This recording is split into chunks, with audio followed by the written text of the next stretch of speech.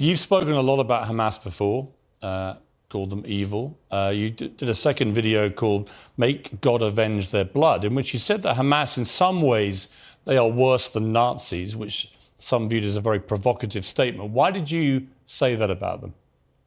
The Nazis, I mean, here's a phrase I'll never use again, at least the Nazis. So at least the Nazis attempted to hide their crimes. So the Nazis obviously mechanized death. They had an Einsatzgruppen in units that drove up to Jewish villages and would mow people down. And then they would bury them, and then they would try to hide the crimes. And it took the Nuremberg team years to undig all of that material.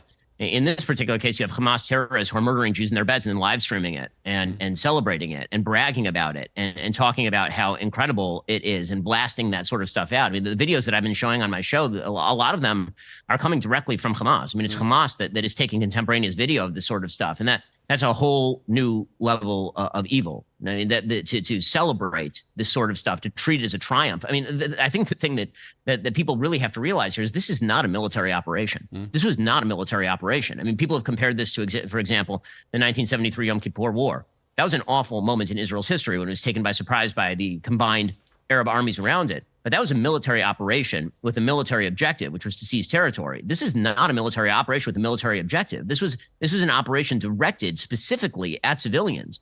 And when we see death in Gaza, which we're going to see, and the images are going to be horrifying and terrible, it is important to understand that the reason that is happening is not just because Hamas crossed the border and murdered a bunch of civilians in their beds, but also because Hamas literally hides its weaponry behind civilians. Israel is currently, right now, sending out messages to Gazan civilians, telling them to get out of particular areas. And Hamas is sending out full-scale messages, telling people to ignore those messages and to stay where they are. Now, Hamas there's a reason why their headquarters were for years located underneath a hospital. I mean, it's what they understand that the West, again, has a peculiar narcissism where we think we would never put our military hardware below a hospital. That'd be insane. And so if Israel blows up a hospital, it must be that Israel's doing that because they're targeting civilians. Hamas knows that. That's why they're doing it. That's why they're doing it. They literally hide their rocket launchers behind apartment buildings in the hope that Israel will strike back and have to kill civilians in the process. Israel cares significantly more about civilian casualties in Gaza than Hamas ever has.